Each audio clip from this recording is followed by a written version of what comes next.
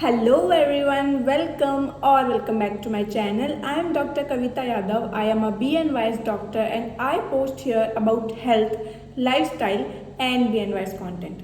आज का हमारा टॉपिक जो है वो सजेस्ट किया है स्वाति ने to do a video about कि 12th के बाद और कॉलेज से पहले का जो फेज़ रहता है it is very difficult for students, तो उसे हम कैसे कॉप अप कर सकते हैं, क्या हमें उस टाइम में फॉलो करना चाहिए, उन सब के बारे में आज हम डिस्कस करेंगे. So if you are interested in this video please watch this video till the and.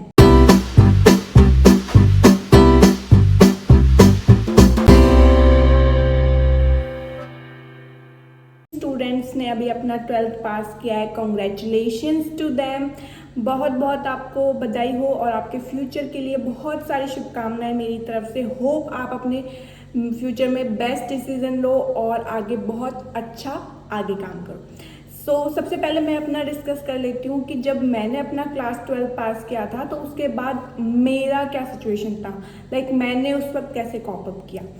Firstly आप लोग, मैं ये कहना चाहती हूँ कि अब के जो स्टूडेंट्स हैं वो बहुत मेच्योर हैं. They are very mature. They are searching everywhere what they can do, क्या क्या स्कोप हो सकते हैं, क्या वो लोग कर सकते हैं. बट जब मैंने किया था आई वुड से कि मैं शायद उतनी मेच्योर नहीं थी या मैं उतना ज़्यादा नहीं ढूंढ पा रही थी, तो मैंने बहुत ज़्यादा इन चीज़ों पे रिसर्च नहीं की थी. I was like very chill की होगा जो हो जाएगा and something like that. But मेरी तरह आप लोग बिल्कुल मत बनना. मैं ये एग्जाम्पल इसलिए दे रही हूँ ताकि मैं आप लोगों को ये बता सकूँ कि ऐसा होता है ना कि हमेशा हम लोगों को लगता है कि पेरेंट्स हमेशा सही डिसीजन नहीं लेंगे, पता नहीं पेरेंट्स वो नहीं समझ रहे हैं हमारी चीज़ें, हम क्या चाहते हैं. बट कई बार क्या होता है ना कि हम खुद नहीं समझ पाते कि हम लोग क्या चाहते हैं एंड पेरेंट्स उस वक्त हमें राइट डायरेक्शन दिखाते हैं. तो ये सेम केस मेरे साथ हुआ था बिकॉज मैं नहीं समझ पा रही थी कि मैं आगे क्या करूँ, कैसे क्या करूँ. सो my parent, my papa said मी कि you can do this this this this and मैंने उसमें से चूज़ किया I would do BNYS and here I am. इसी तरीके से हो सकता है कि आप लोग बहुत ज़्यादा ढूंढ रहे हो बट आपके पेरेंट्स कुछ बोल रहे हो, तो अपने आप को ब्लॉक मत करो, है ना. आप सबकी सुनो कि लोग क्या सजेशन दे रहे हैं. ऐसे मत सोचो कि रिलेटिव्स तो ऐसे बोलते रहते हैं. ऑफ कोर्स वो चीज़ें होती हैं बट कोशिश करो कि उन चीज़ों को भी सुनो, समझो, उन चीज़ों पे रिसर्च करो और सुनो अपनी, है ना. बिलीव इन योर सेल्फ कि आप जो डिसीजन ले रहे हो वो आपके लिए अच्छा होगा और आप उस पर आगे वर्क कर सकते हो.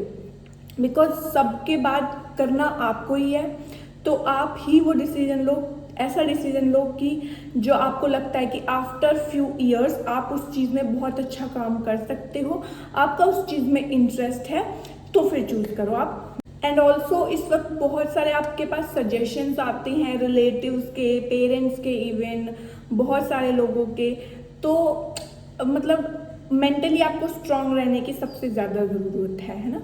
और मेंटली स्ट्रांग रहने के लिए क्या आपको पीस, काम, इन सारी चीज़ों की ज़रूरत है. तो do try meditation because I am a doctor. Of course I would suggest you to do meditation to relax, to keep your mind not too frustrated. हर एक चीज़ को बैलेंस करने के लिए आपको मेडिटेशन, योगा, इन सब चीज़ों का हेल्प लेना बहुत ज़रूरी हो जाता है आज के टाइम पे. Because there is lot of pressure, torture, even you can say, जो आप लोग इस वक्त फील कर रहे हो and I can relate to that and that's very normal. Don't to stress this situation, okay.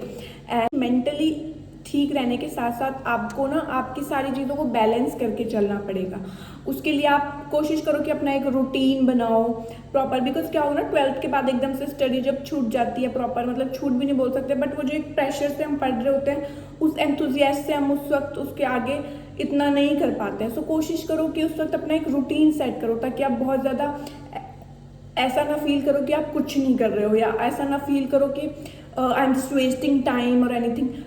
उस चीज़ को कवर करो, बैलेंस करो, अपना एक रूटीन बनाओ कि सुबह इस टाइम पर उठना है, अपने एक्सरसाइज, योगा, इन चीज़ों को अपनी लाइफ में ऐड करो और अपना डाइट भी इवन अच्छा रखो, बिकॉज डाइट अच्छा होगा तो देन फिजिकली आप अच्छे होंगे, मेंटली आप अच्छे से सोच पाएंगे। सो देखो जैसे आप क्या लेना चाहते हो, फ्यूचर में क्या सोचना चाहते हो, तो सबसे इम्पॉर्टेंट है कि उस चीज़ों पे रिसर्च करो कि आगे आप क्या क्या कर सकते हो, है ना। जैसे कि मैंने कई वीडियोस बनाई हैं जिसमें मैंने ये भी सजेस्ट किया कि आप 12th के बाद और क्या क्या मतलब स्कोप चूज़ कर सकते हो, लाइक BSc, B.Ed, अगर आप मतलब प्रॉपर मेडिकल फील्ड में जानना चाहते हो तो और भी कई सारी चीज़ें हैं। इसके अलावा आयुष डिपार्टमेंट है। So you have lots of scope right now, lots of direction.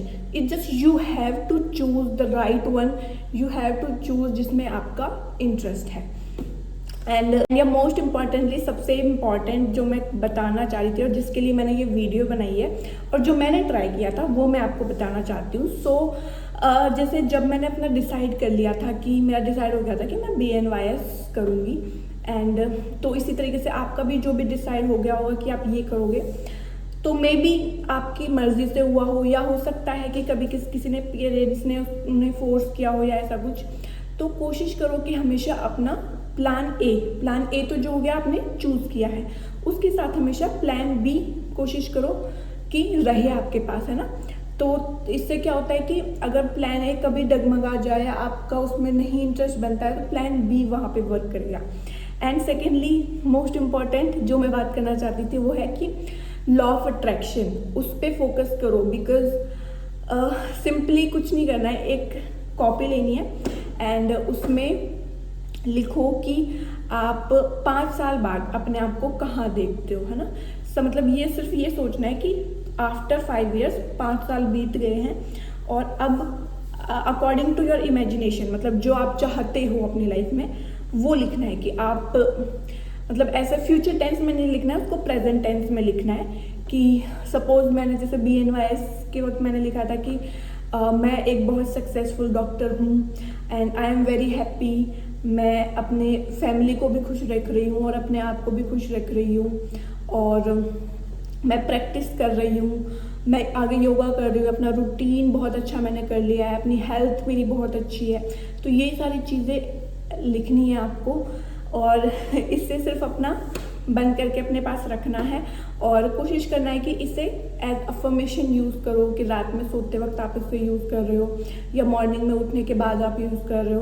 Because क्या है कि लॉ ऑफ अट्रैक्शन या आप बोल सकते हो आपका जो सबकॉन्शियस माइंड है वो सबसे ज़्यादा वेकअप होता है at night and in the morning. जब आप उठते हो इसका मतलब ये नहीं कि आप 7-10 बजे उठ रहे हो तो उस वक्त नहीं, मतलब जो मॉर्निंग का ब्रह्म मुहूर्त का टाइम होता है 4 बजे के आसपास, और या फिर जो रात के वक्त जब आप सो रहे हो उस वक्त जब आपका माइंड सब कुछ बंद हो रहा है उस वक्त आपका सबकॉन्शियस माइंड सबसे ज़्यादा एक्टिव होता है। तो कोशिश करो कि ये 2 टाइमिंग में से किसी भी टाइमिंग में आप वो चीज़ें रीड करो, अफर्म करो। आप यूनिवर्स को वो चीज़ें दे रहे हो तो यूनिवर्स आपको वो सारी चीज़ें देगा। So that's it for this video, hope you like this video. Please like, share, comment, subscribe and everything. So yeah, thank you so much.